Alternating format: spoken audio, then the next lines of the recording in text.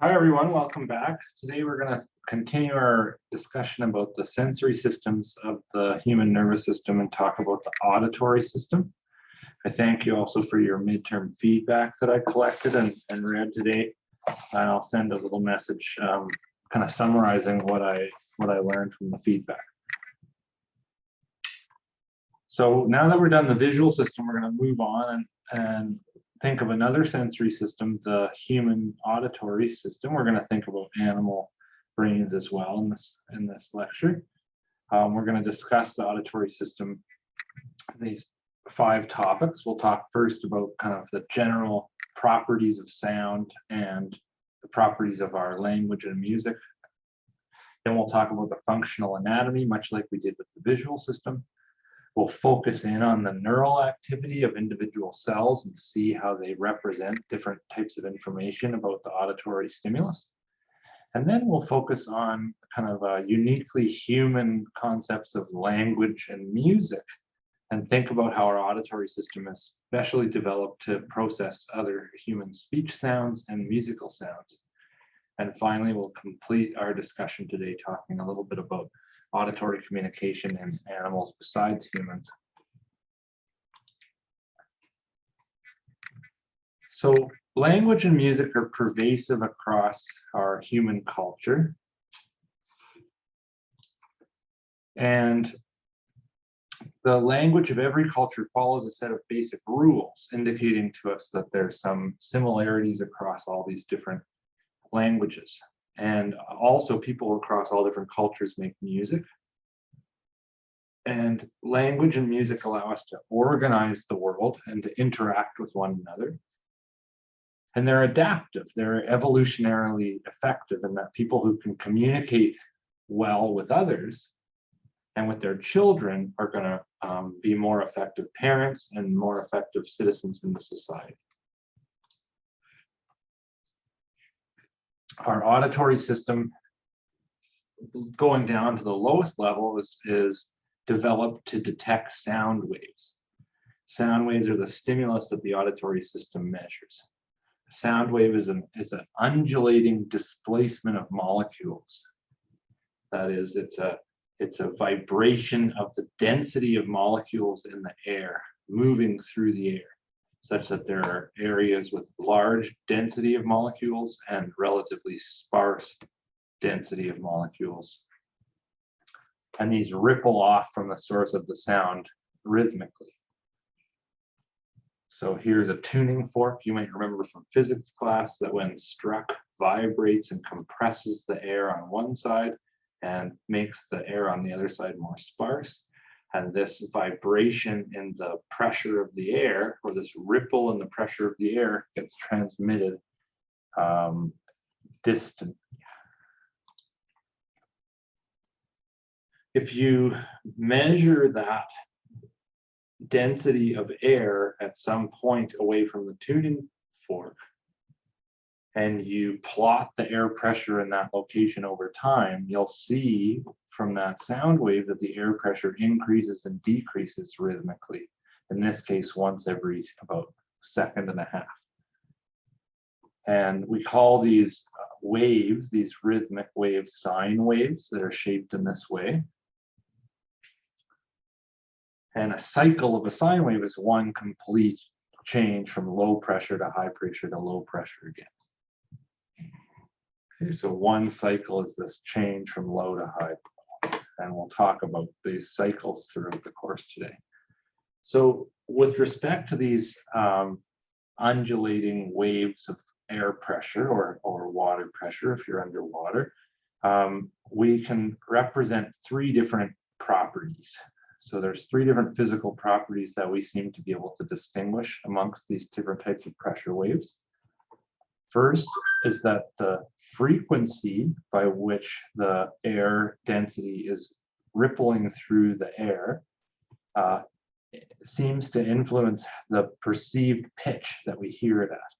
So a low frequency sound like the hitting of this table will have a large amount of time between peaks in the pressure waves, whereas a high frequency sound like the scratching of my nails on the table will have much closer together peaks as they travel through space. Secondly, the amplitude of these pressure waves is what we perceive as their loudness.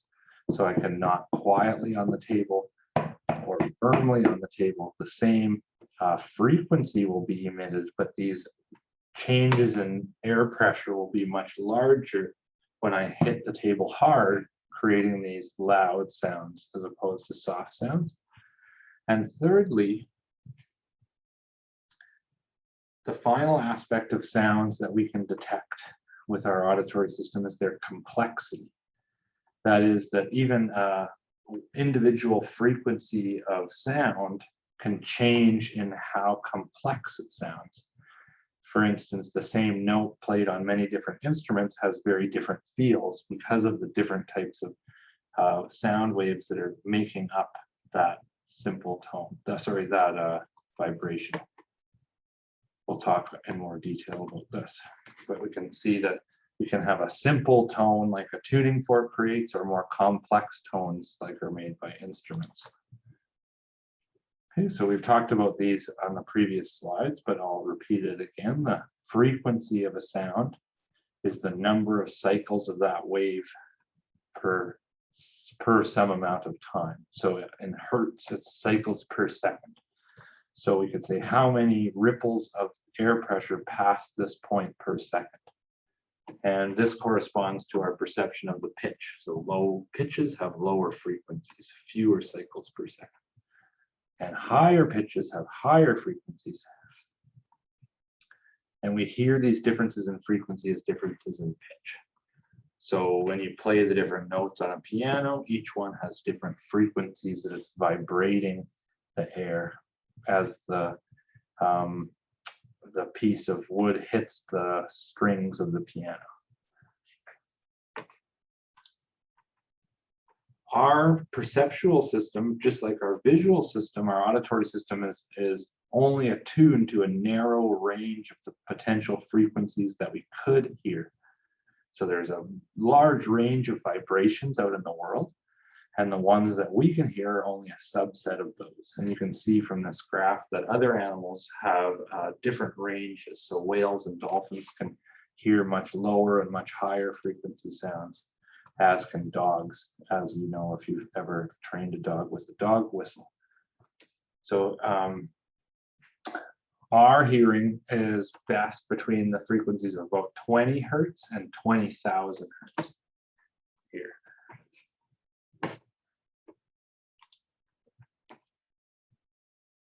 So animals like mammals, like whales that travel underwater can communicate using very low frequency sound waves because they can travel long distances in water. And high frequency sound waves can form the basis of things like echolocation in bats and sonar in dolphins.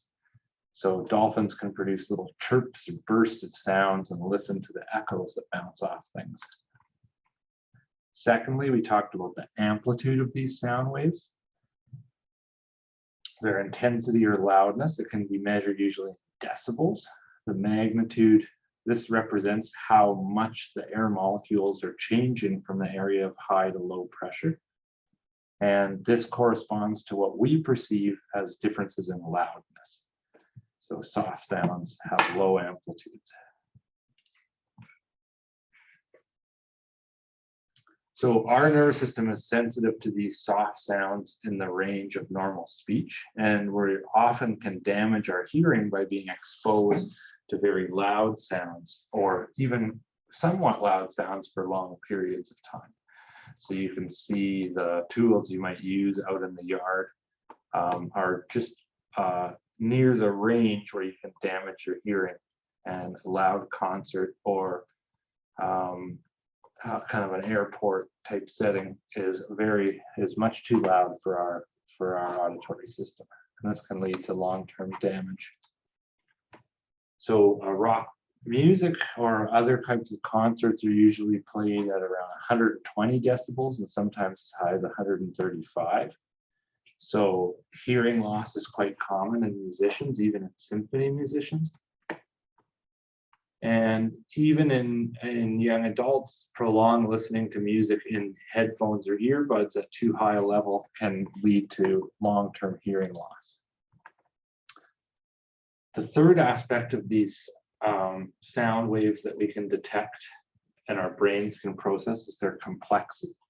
So we can either have a very pure sound with a single frequency or complex sounds that have a mixture of different frequencies together. And we perceive this as different timbres or uniquenesses or colors of the sound. That's how we can distinguish between the same note played on different pianos or on a piano versus a violin, for instance.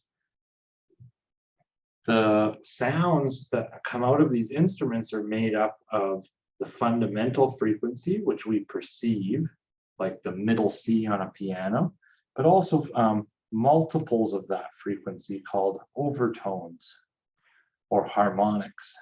And the combination of the fundamental frequency and the overtones in various amounts creates these different complexities.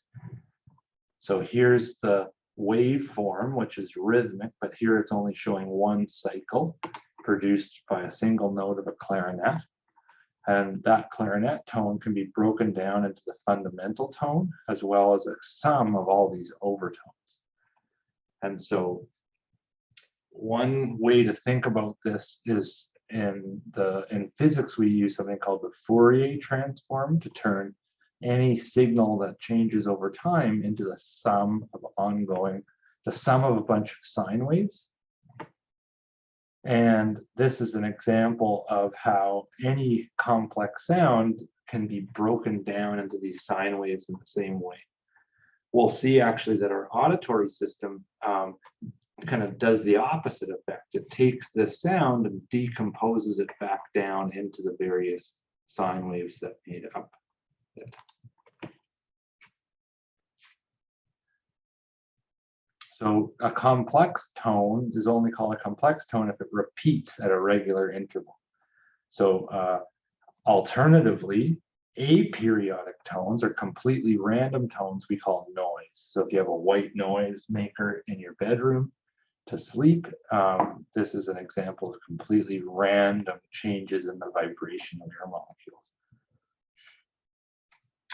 And they're not perceived as any particular frequency.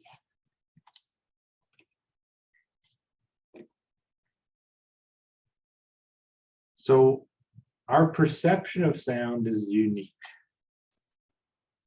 We're perceiving these changes in air pressure, and we kind of interpret them as coming from objects. So a pebble, when it hits the water and creates these waves dissipating from the point of entry, is a good way to visualize what happens when a tree hits the ground. The ripples emanate out from that tree where it hits the ground in 3 dimensions. And those waves, when they hit your ear, they vibrate the mechanisms of your ear and can be perceived as a sound by our brain. And their frequency determines the pitch, and their height determines the loudness. Our auditory system converts this physical vibration of the air density into electrochemical neural activity that then gets sent into the brain. The sounds that you're hearing as you listen to this video, for instance, are products of the brain. They aren't physically there in the environment. They're being transduced from changes in air pressure out in the environment to perceptions inside your mind.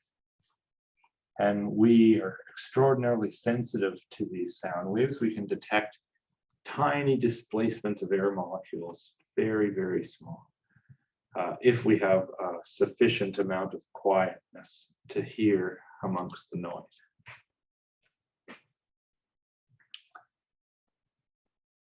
So we'll see in this lecture that each different frequency that we could hear stimulates neurons in the auditory system in a slightly different area.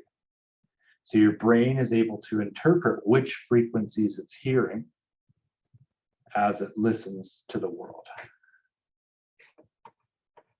And when we use sound to communicate using language, like I'm doing now, or using music, we're illustrating these processes of converting changes in air pressure into meaning inside our brains.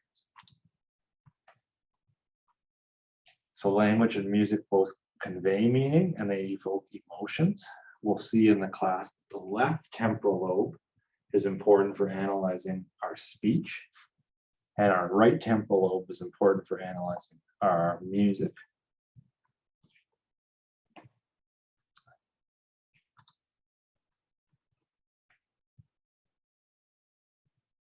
Our auditory system is very well attuned to perceive language sounds.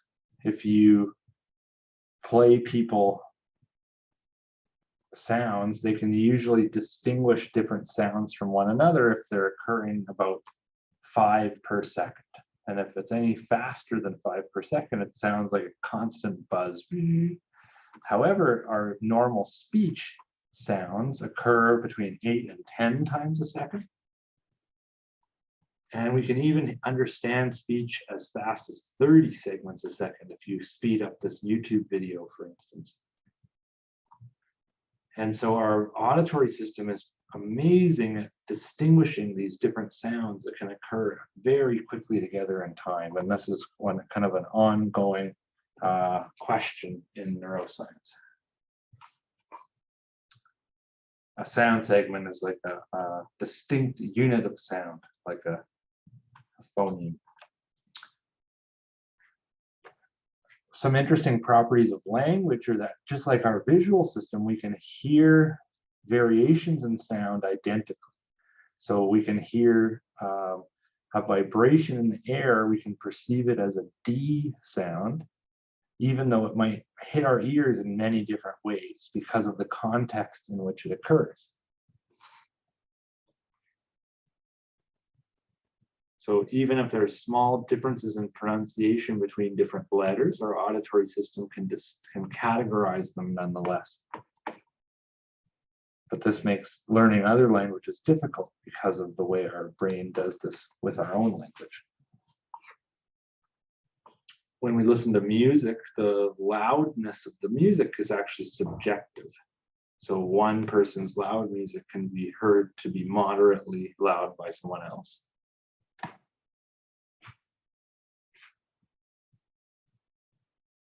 And music has these properties of pitch, which we've already talked about, and quality as well. And we'll think about how our auditory system can help differentiate these properties of music by different coding in neural activity.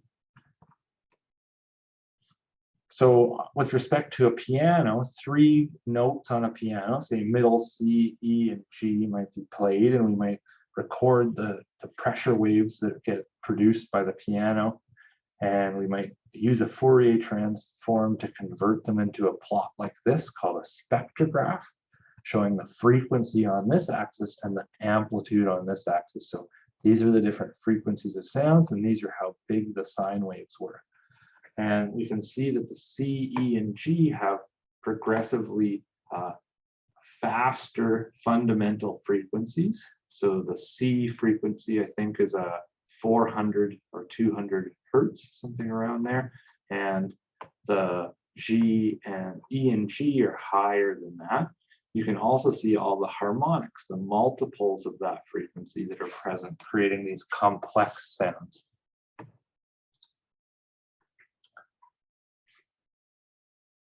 And so, while we do perceive differences in, say, middle C on a piano or a guitar, nonetheless, our brain is able, or most people's brains are able to consistently recognize that note as being the same, irrespective of what instrument plays it or how loud it's played.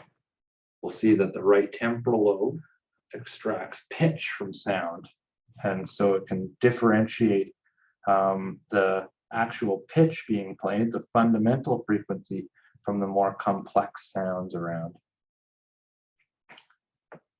And pitch also contributes to speech, in that I can finish my sentences in certain ways to indicate that I might question something, but also in other languages besides English, the intonation or the prosody can change the meaning of a word.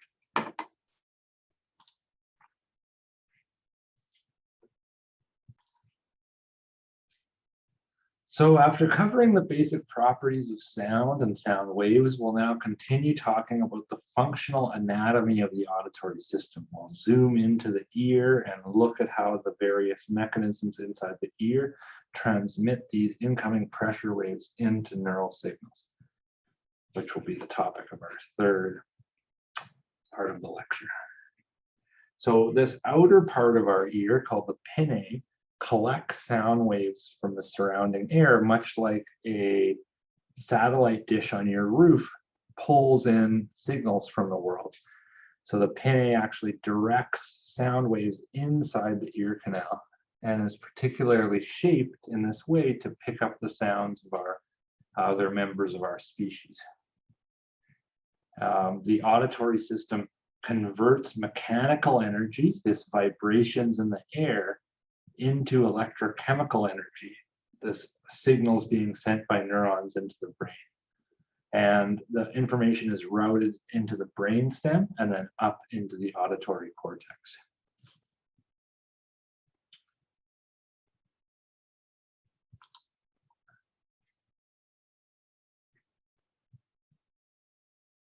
So our auditory system is designed to decode different frequencies, amplitudes, and complexities, the three properties we've discussed in the previous part of the lecture. We also have mechanisms to locate sound space, as we'll see. And the systems that we use to detect sounds are related to the ones that we use to produce sounds. That makes sense because the auditory system, if it developed to listen to the sounds of our other members of our species, they must be highly interrelated. One of the unique things about us as humans compared to other apes and monkeys is the size of our auditory cortex in our temporal lobe. Here you can see, compared to a monkey, this large increase in brain area dedicated to processing auditory information. So as I mentioned, this pinnae is a funnel-like structure that catches sound waves and directs them into the ear canal. The external ear canal narrows as it approaches the eardrum and directs sounds and amplifies them a little bit because of this narrowing into the eardrum. And the eardrum, hit by these pressure waves, then vibrates at the same frequency that they were moving through space. Here's a good diagram showing that pinnae sound wave coming in and being amplified by this narrowing ear canal, hitting the eardrum. The eardrum is attached to these three bones in the inner ear called ossicles, the hammer, anvil, and stirrup. The ossicles, through some leverage, vibrate. They pass that vibration and accentuate it into the cochlea through an area called the oval window. The cochlea is filled with a fluid, and this vibration of the stirrup on the oval window moves this fluid back and forth through the cochlea because of another window on the very tip that lets the pressure dissipate. And so every vibration that hits the eardrum gets translated into vibrations of this fluid through the cochlea. We won't talk about them here, but the vestibular system is also present inside the inner ear here. These semicircular canals, which we'll talk about in the next lecture, make up our vestibular system that measures the location of our head in 3 dimensions. We'll focus for the rest of the lecture on this cochlea down here. You can see the auditory nerve exiting the cochlea and the inner ear here, where it goes into the brain. If you slice through the cochlea, it actually has 3 compartments all filled with this fluid. And the boundary between 2 of those compartments is called the basilar membrane, is called the organ of Corti. And the organ of Corti is actually composed of these 2 membranes called the basilar membrane and the tectorial membrane. and they're rubbing right up against each other. And in fact, the outer hair cells here in the basilar membrane are directly connected to the tectorial membrane, and that tension can be adjusted over time. The inner hair cells barely rub against the tectorial membrane, and this is the secret magic that our inner ears use to transmit the vibrations and the fluid into changes in neural activity. When this basilar membrane vibrates up and down, the tectorial membrane gently rubs against these hair cilia on the top of the inner hair cell, and they open up channels that let in ions that create more neurotransmitter release onto the bipolar nerve fibers that the inner hair cell sends its signal to. So we'll go over those in more detail again with the words here. So the middle ear is this air-filled chamber that has the ossicles in it, these bones, the smallest bones in the human body, the hammer, anvil, and stirrup. They connect the eardrum to the oval window directly. The inner ear we call the cochlea, and inside it, the basilar membrane. The cochlea is this fluid-filled structure that contains the auditory receptor cells. And I said that the organ of Corti is this membrane in between two of those fluid cavities that contains the basilar and tectorial membranes. The basilar membrane is where all the receptors are embedded, and it is what transduces the sound waves into neural activity.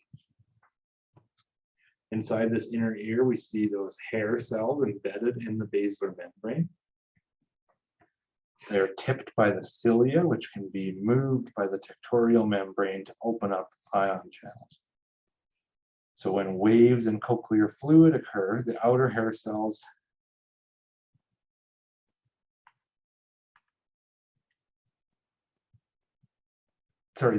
this doesn't really make sense, that the outer hair cells generate graded potentials from the inner hair cells. What it should say is that the inner hair cells create graded potentials when the tectorial membrane rubs against them.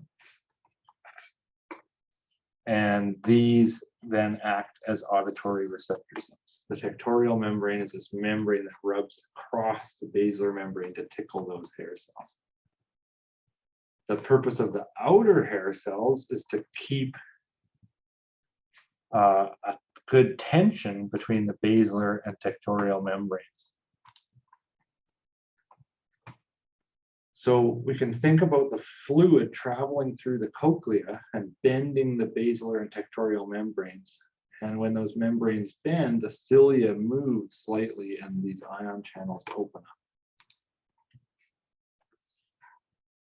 In the 1960s, it was discovered that sound waves actually produce these traveling waves of fluid change down the length of the basilar membrane, and that different parts along the basilar membrane were activated most by frequencies of sound vibrations of different frequencies. So that very high-pitched, fast-frequency sounds made the very close part of the basilar membrane, the base, vibrate a lot, and slow sounds transmitted through the basilar membrane and made the apex of the inner part of the snail turn vibrate more. And so depending on what frequency we're listening to, different parts of the basilar membrane are going to vibrate. Here's another way. You can imagine the basilar membrane is uncoiled, and that 20,000 hertz is represented right at the base, and 100 hertz is represented at the apex. This is partly because of the different shape of the basilar membrane at the base and the apex, allowing different parts of the basilar membrane to vibrate when different frequencies jiggle this oval window.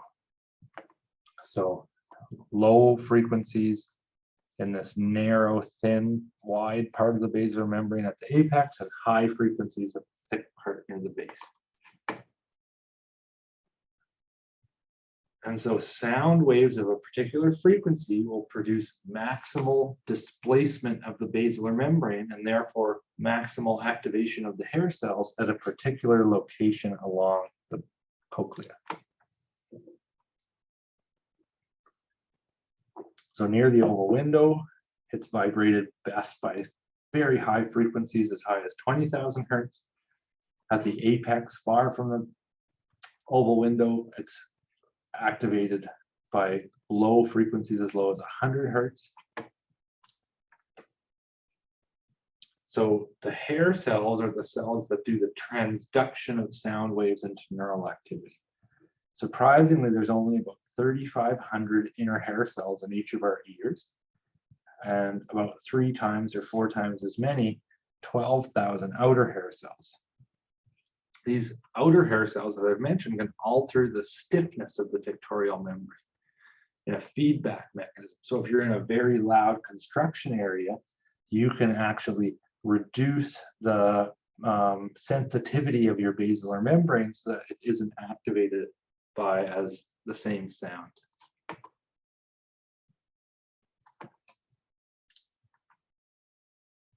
So here's another diagram showing the basilar membrane getting displaced by these vibrations of fluid moving through the cochlea, and the inner hair cells rubbing against the tictorial membrane, bending the cilia. Then this bending opens up ion channels that can release more neurotransmitter and send a larger signal down the auditory nerve. So if you only have outer hair cells but no inner hair cells, you're deaf. You need the inner hair cells to hear. You can use your somatosensory system to perceive very low frequency sounds like the vibrations of a subwoofer. And these inner hair cells can be destroyed by things like very loud exposure to sounds, like an explosion, by infections, diseases, or by some chemicals and drugs. And they don't regenerate. So once they've died, their loss is permanent. The outer hair cells, as we've alluded to, seem to be sharpening the cochlea's sensory abilities. They make the cochlea better at discriminating sounds that are close together, or better at hearing this sound and this kind of noise. And the outer hair cells do this by contracting or relaxing the tictorial membrane stiffness. So they make it harder to move with respect to the basilar membrane with a given amount of vibration of the fluid. So the outer hair cells actually receive a message from the brainstem coming down from the brain, telling them to alter tension in certain places. So this can help create this active construction of the auditory environment. That is, that we can actively manipulate what it is we perceive by adjusting the tension of these different frequencies. Maybe a good example is like if you're trying to hear, listen for your baby to cry, you might accentuate the activation of those particular frequencies using this kind of top-down modulation by the outer hair cells. So when the cilia move, if they move from the position from the lowest towards the tallest, it depolarizes the cell, causing a bunch of calcium to come in and causing the cell to release neurotransmitter, which stimulates the bipolar cells that are next in the system that send information down the auditory nerve. And so when the cilia move towards the tall side, the number of nerve impulses, or the number of action potentials being sent down the auditory nerve, increases. When they move towards the other direction, it hyperpolarizes the cell, less neurotransmitter is released, and the activity in the auditory nerve decreases. So this is how the auditory system can represent the presence or absence of particular frequencies. Once entering the brain, the information needs to get to the auditory cortex. So the inner hair cells synapse directly in the inner ear onto bipolar cells.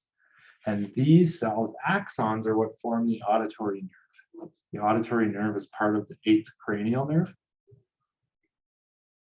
which also governs our balance, as I mentioned, and we'll talk about next week. So the cochlear nerve enters the brainstem in the medulla area down here, and it synapses into an area called the cochlear nucleus. The cochlear nucleus projects to two areas called the superior olive and the trapezoid body. And from there up on towards the auditory system. And these projections from the cochlear nucleus to the superior olive and trapezoid body happen bilaterally. That is, the left cochlea projects to the left cochlear nucleus and then on to the left and right olivary body and the left and right trapezoid bodies. So information from both ears gets combined together at this level of the system. From there, we'll see a diagram in the coming slide of this as well. From there, the cochlear nucleus and the superior olive send information directly to an area we've already studied called the inferior colliculus in the midbrain on the tectum, just below the superior colliculus, which we talked about last week, being involved in this low-level visual identification of where things are. The inferior colliculus transmits the information on to the thalamus. Instead of the lateral geniculate nucleus, like the visual system, it transmits it to the medial geniculate nucleus. The medial geniculate nucleus then sends information to primary auditory region A1 in the temporal lobe. There's two pathways. The ventral region of the medial geniculate nucleus sends information directly to A1, whereas the dorsal region can send information and bypass A1 to the adjacent auditory areas in the temporal lobe. You can see a lot of similarities between the pathways in the visual system and the pathways in the auditory system. They both route through the thalamus along the way before going up into the primary sensory cortex. Also, we see usually two routes into the primary sensory cortex, sometimes one bypassing the primary cortex altogether. We also see this connection through the tectum and the midbrain. Finally, we also see this combination of the left and the right eyes, or in this case, ears information. Here's a diagram showing the pathways that I just described. Information leaving the cochlea on these bipolar cells axons, synapsing into the ventral and dorsal cochlear nucleus. Dorsal cochlear nucleus transmitting directly to inferior colliculus, whereas the ventral sends information both to the ipsilateral and to the contralateral olivary complex and trapezoid bodies. These two intermediary auditory areas also send information onto the inferior colliculus, where it gets information from these three areas and sends it onto the thalamus bilaterally and onto the auditory cortex bilaterally. Just like in the visual system, there seem to be two distinct auditory pathways at a high level, one for identifying objects by their characteristics and one for directing our movements to the sounds that we hear. So grabbing something that we hear looming towards us or reaching out to grab a phone that we hear. The auditory cortex contains primary auditory cortex A1, which is in a gyrus called Heschel's gyrus. And this is surrounded by secondary cortical areas A2. The secondary areas behind the gyrus are called the planum temporale, or the temporal plane. The cortex of the left planum temporale forms a speech zone called Wernicke's area, as we'll see on the next slide. So the left area adjacent to primary auditory cortex is Wernicke's area. And on the right, the primary auditory cortex has a special role in music production. So there's some asymmetry in the anatomy of the brain here, as we'll see. So here's the left hemisphere and the right hemisphere. The left on the bottom shows Wernicke's area, this large planum temporal area adjacent to a smaller primary auditory cortex. Whereas in the right side, there's a larger primary auditory cortex and a smaller planum temporale. And so this asymmetry seems to be related to the asymmetry in function of these two regions, as we'll see. The left side seems to be more related to auditory functioning, sorry, language functioning, and the right side is more related to music functioning. Lateralization is another word for this this separation in our brain of a process from one side to the other. So functions can become localized on one side. Speech seems to be predominantly on the left side and music on the right. My dad's sister Wendy was in a car accident when I was very young, and she had a brain injury on her left side and lost her ability to speak and to understand language and had to relearn it. But nonetheless, throughout all that time, she was able to retain her musical abilities. And even now, as her speech continues to degrade, her musical abilities are somewhat intact. Left-handed people usually have a similar asymmetry in their brain, in that they have a left hemisphere dedicated for language and right hemisphere dedicated for music. But the remaining 30% either have the opposite organization or have a more symmetrical and bilateral representation of their speech and music. Adjacent to the auditory cortex inside the temporal lobe here is an area, well, I'll go back to this one. If you pull apart the temporal lobe from the frontal and parietal lobes here, in this little fold is the area called the insula. And the insula is located adjacent to these auditory regions. And it has some extra functions besides just language, like gustatory functions, which we'll see, the perception of taste, and things like social cognition. And injury to the insula can affect both language, but also these other factors. Here's a diagram showing the auditory cortex inside the folds here, and also the insula in a similar area on both sides of the brain. The gustatory cortex in the upper part of the cavity as well.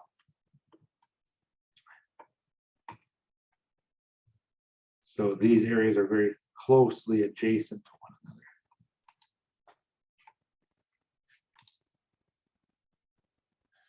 Okay, next we're going to focus in on the neural activity itself and how it relates to the processing of different features of the auditory environment.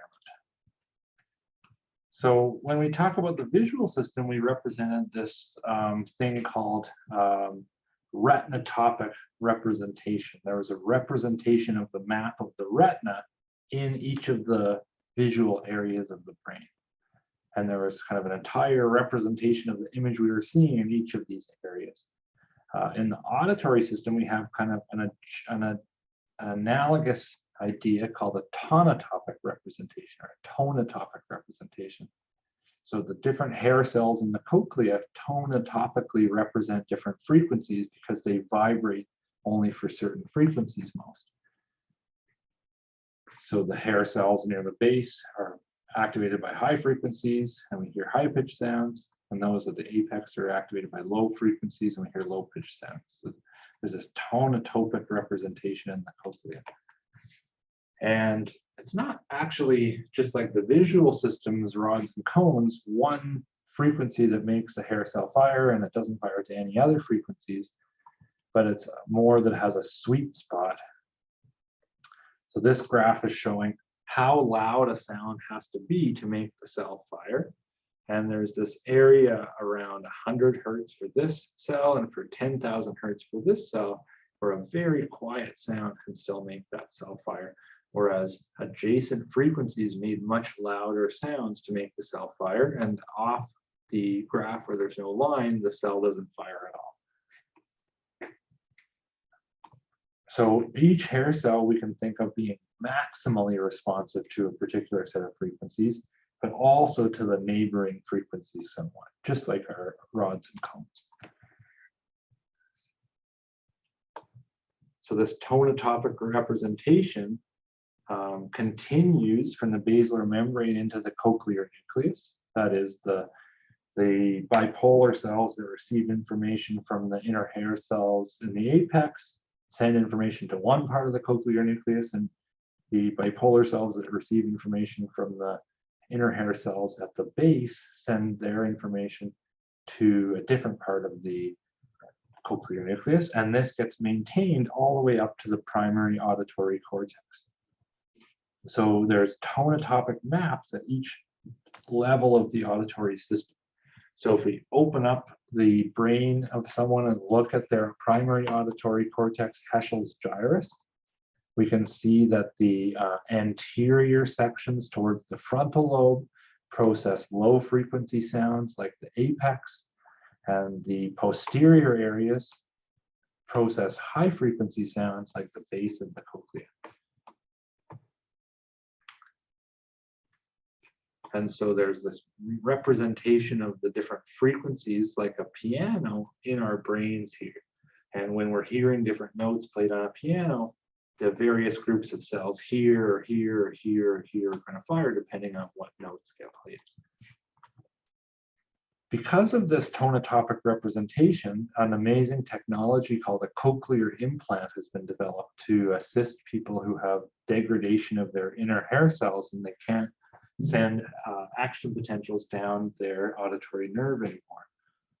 This is electronically, as an electronic device that's implanted in the inner ear through the cochlea, and it picks up sound waves in the environment and transduces them into electrical stimulation in the cochlea to send action potentials down the auditory nerve. We'll see on the next slide a little bit better. So, right, so it stimulates different parts of the cochlea depending on which frequencies are present in the sounds that are hitting the microphone near the ear. And by stimulating different parts of the cochlea, different signals are sent to the brain about which frequencies are present. Super low frequencies below 200 hertz aren't represented on the basilar membrane. The basilar membrane ends about 200 hertz. And remember that we can hear as low as 20 hertz.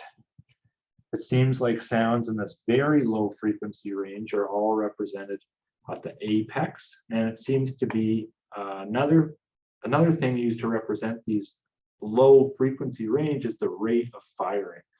So there's a change in the rate of firing depending on which frequency in this low range is being detected. Okay, so here's an example of a cochlear implant. It's embedded into the cochlea, this long electrode with different stimulation sites along the way. And the wire connects up to this microphone and battery that picks up sound waves out in the world and transmits them to a series of activations along the cochlea. So there's a computer that converts the auditory stimulus coming in to the particular right amount of stimulation at different parts of the cochlear basilar membrane. Okay, so we can represent pitch by location along the basilar membrane of activation. Loudness we saw is represented by the amplitude of the incoming sound waves, and this leads to a higher firing rate of the bipolar cells. So more intense sounds move the basilar membrane around more, causing more shearing of the hair cells, opening up the ion channels more and releasing more neurotransmitter and making the bipolar cells fire more. Another feature we can detect, as we mentioned, is location of sound. So detecting the location of sound takes advantage of the slightly different signals that are coming from our left and our right ear when they're combined together in these brainstem areas like the olivary nuclei. We can take cues from one ear and compare it to the other ear. And this is done because each cochlear nerve in the brainstem synapses onto the olivary nuclei on both sides of the brainstem. And so the information from the two ears can be combined. These brainstem neurons compute the difference in arrival time of the two sounds, called the interaural time difference, or ITD, because the extra distance the sound will need to take to get from this ear to this ear will lead to a slight delay in the neural activity from this ear and this ear, and that difference can be used to represent which ear the sound came from. So this comparison is done in the medial part of the olivary complex. The cells in each of the hemisphere receive information from both ears and calculate the difference in the times that they arrive.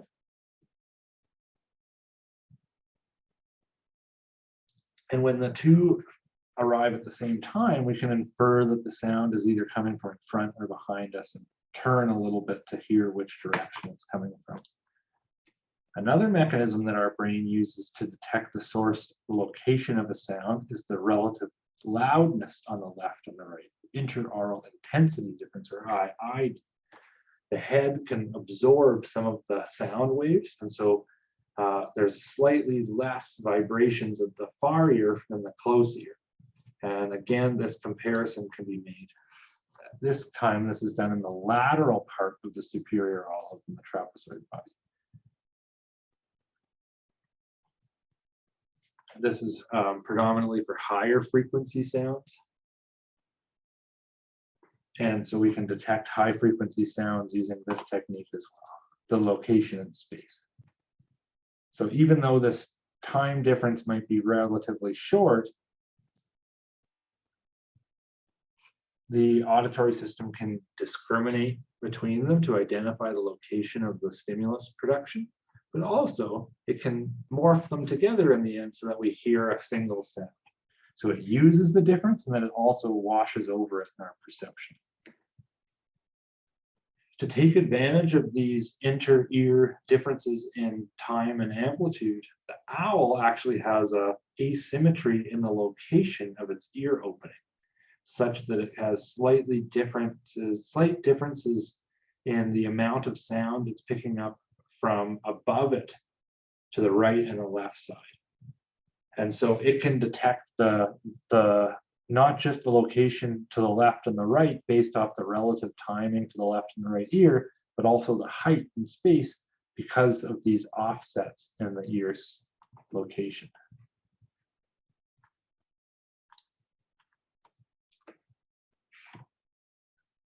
Moving on back to music and language, these are the primary patterns of sounds that we recognize as humans. And we saw that music is processed in the right hemisphere and language in the left. And we also mentioned these two pathways, much like the visual system for audition, such that there's a ventral pathway that seems to identify the meaning of sounds or identify what is making that sound, like a car or a fish or an animal. And the dorsal system, which seems to combine our auditory system with our position of our body in our parietal lobe to control both the speech production and also identifying things in space and moving towards them from the sound. Now we can focus more on the anatomy of language and music specifically and how they're represented in the brain.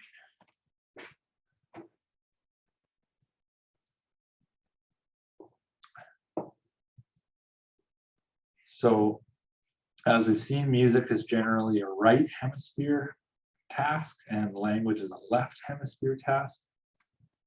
And another question we'll talk about is whether the brain uses a common system to produce all these different languages that humans can speak, or whether different languages may be produced differently. There's generally good evidence that language is universal across all of human cultures. So languages seem to have common structural characteristics, and it's been proposed that therefore there's this genetic determinant of what kind of languages we can speak. Language is universal across all humans. Humans learn language very early in life and effortlessly.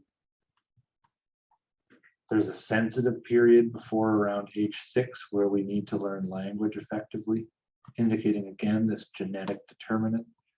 And languages have elements in common across the world, like syntax and grammar, verbs and objects, that indicate that there seems to be some common underlying structure.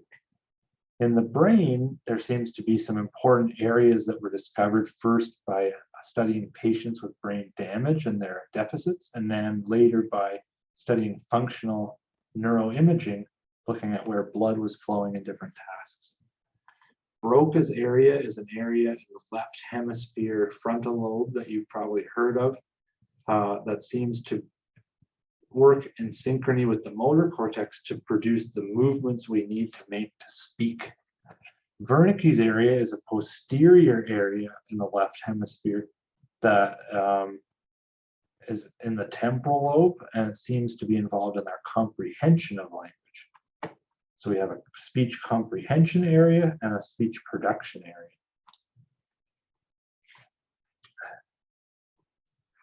So here we can see Wernicke's area and Broca's area on these two images, as well as some models of how we understand words. So here we can hear a spoken word.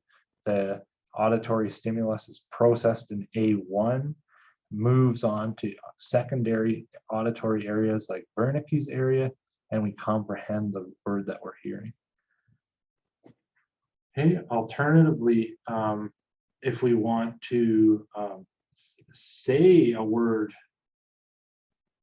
from our thoughts, we could use this more complicated system involving both Broca's and Wernicke's area. Broca's area contains the motor programs needed to make a particular speech sound. This is a good introduction for our topic of next week on the motor system. And Broca's area receives information from Wernicke's area about what needs to be spoken. And this gets then sent to the motor areas of the face and then on down the brainstem to the cranial nerves to actually move our face around. So one way we might think about this activation in the brain is we have a thought in our frontal lobe about what we want to say, gets transmitted to Wernicke's area to decide what we're going to say. Broca's area gets the signal to produce a particular type of speech sounds that gets transmitted to the motor areas and then out to the vocal apparatus. So this is our first indication of kind of a systematic network of brain regions that gives rise to a cognitive facility we have like speaking and understanding language. We can see that this is a very high level representation of the connections. We're not talking about individual neurons and their connections between these regions, and each of these regions has tens of thousands of neurons connections between them. So a good full model of this would have much more detail. A lot of what we know about the brain's language system comes from studies of patients with disorders called aphasias. Aphasias are an inability to speak or comprehend language despite having normal vocal mechanisms and comprehension. Broca's aphasia is an inability to speak fluently despite being able to comprehend and having intact vocal mechanisms. And a Wernicke's aphasia is an inability to understand or produce language even though the production of words is still intact. So you can still produce words that you need to, but it comes out all mixed up.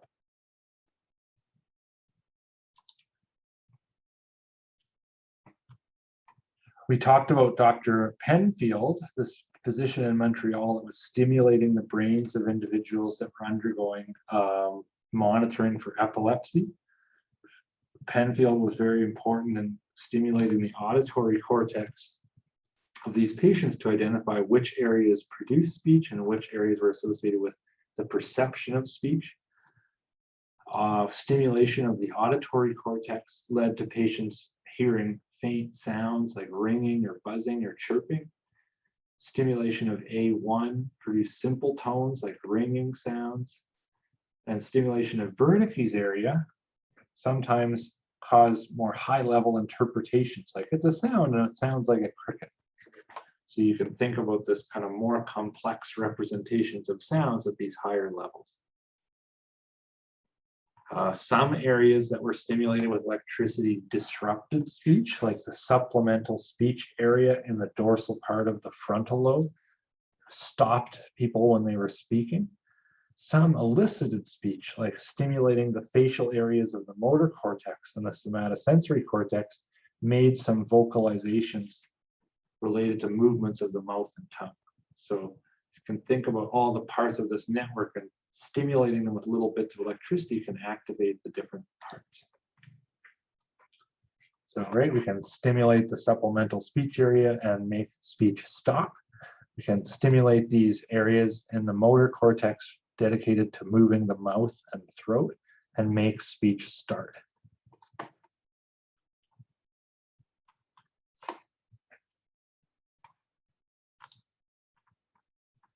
Another way we can identify which parts of the auditory cortex are activated by different auditory tasks is by functional imaging in humans. For instance, PET scanning, or positron emission tomography, which we introduced earlier this month, detects blood flow changes by measuring the uptake of certain compounds like glucose or oxygen. And so if we find more of a PET signal in a particular area in one condition compared to another, we know that there was more blood flowing to that area and the neurons were probably more active in that area. We can compare a simple auditory stimulation like bursts of sounds to more complex stimulation like speech sounds, or even a distinguishing task that you have to do with different sounds. So in some classic studies in the 90s, individuals were put in a PET scanner and heard different types of sounds, either passively listening to noise, listening to words, or making discriminations based off different speech sounds. And depending on these different tasks, different brain regions were activated. When listening to just bursts of sound, primary area A1 was activated. Listening to words specifically, Wernicke's area adjacent to A1 was activated. And discriminating different speech sounds from one another, Broca's area in the frontal lobe was activated. So different tasks utilize different parts of the auditory system to be done. Alternatively, and these were all in the left hemisphere. They were done bilaterally, but the predominant activation was in the left hemisphere. Alternatively, when the same types of tasks are done with music sounds, most of the activation occurs in the right hemisphere. Left hemisphere is involved in some aspects of music, like recognizing written music or composing music. The same group continued these studies by presenting either bursts of noise or melodies of music to individuals while they were in a PET scanner, and they found that, well, the noise activated Heschel's gyrus, the primary cortex. Melody occurred. Melody seemed to activate cortex adjacent to the primary auditory cortex, or secondary auditory areas. And making judgments about two different music sounds activated areas in the frontal lobe. And these frontal lobe areas seem to be activated whenever there's a short-term memory of a stimulus required, as we'll talk about in the third part of our course. So here's a diagram showing that simple noises activate primary cortex A1, melodies activate adjacent area A2, but not A1 to the same extent. And comparing different pitches activates this frontal lobe area involved in short-term memory retention. Our musical abilities, just like our language abilities, may be innate as well. So infants seem to have preferences for particular musical scales versus random notes. And both children and adults are sensitive to musical errors like variations in rhythmicity. Music is also used as therapy effectively. It can be used as a treatment for mood disorders like depression, is a common thing that even I will do. Just try to listen to some songs when you're not feeling well. Best evidence, however, comes from studies of people with motor disorders like stroke or Parkinson's disease, where listening to rhythms or music can activate the motor cortex and improve their dysfunction. So Parkinson's patients who step to the beat can improve their gait and walking speed. Okay, finally, we're going to complete our lecture on the auditory system with a brief discussion of the auditory communication in our non-human relatives. So audition is important in animals, just like vision is important for us. Some animals that are communicating much more with sound than they are with vision than us. Like birds, for instance, bird songs have a variety of functions like attracting mates, demarcating territories, and announcing locations. The development of songs in young birds is influenced not just by their genes, but by their experience and what they have learned. So there's an interaction between their genetics and their experience. So for instance, the genes that control singing change in their expression throughout the year. So they'll be more active during breeding season.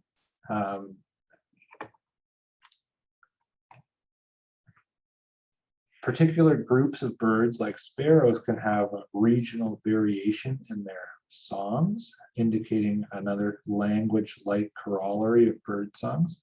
So these three groups of sparrows in different parts of San Francisco have different dialects of this same song. So just like birds, humans seem to have this template for language that starts off in the brain and experience adds to it. Depending on where we grow up, we fill in that template with the particular language that we're learning. Much like a human, if a young bird isn't exposed to songs until they're older, and then they listen to various bird songs, they're going to show a preference for their own species songs. Just like humans are going to have a preference for human sounds. Bird species, just like human, language development is influenced during a critical period. So there's a period in the young bird's life where it's better at learning new songs. And birds also get better and better at singing as they get older, just like human language learners do. Bird song in the bird brain is controlled by two major areas of their brain called the higher vocal control center, HVC, and the nucleus robustus orchestriatalis, or RA. There's some asymmetry sometimes, so that these structures are larger on the left side in some birds. Sometimes the structures are larger in males. Sometimes the skill of singing of a particular animal is related to the size of these structures. And if you measure from the cells in these structures, they respond, when you stimulate them, they produce bird song.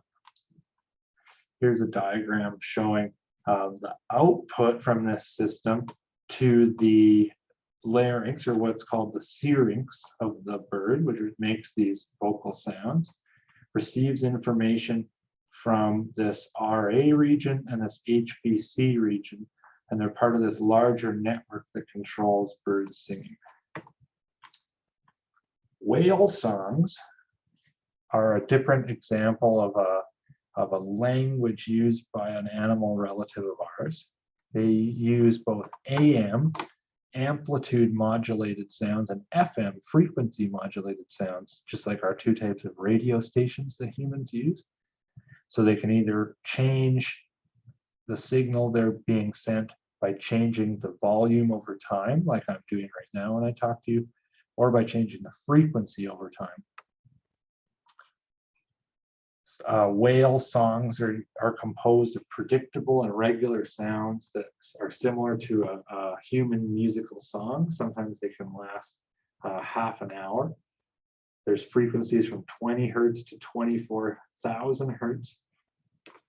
And if you look at the spectrogram, or the different frequencies and amplitudes, so this is frequency here over time, and the color is showing amplitude.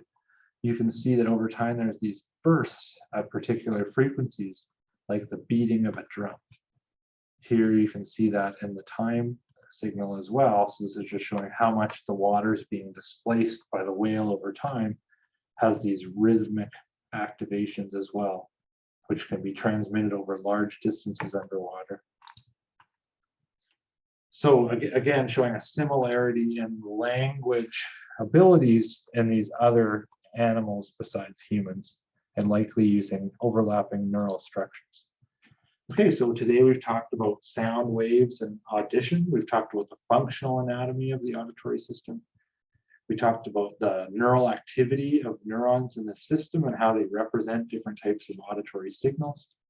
We talked about how the brain's anatomy functions to support language and music, and how some of our non-human relatives also communicate auditorily. I hope you have a good week.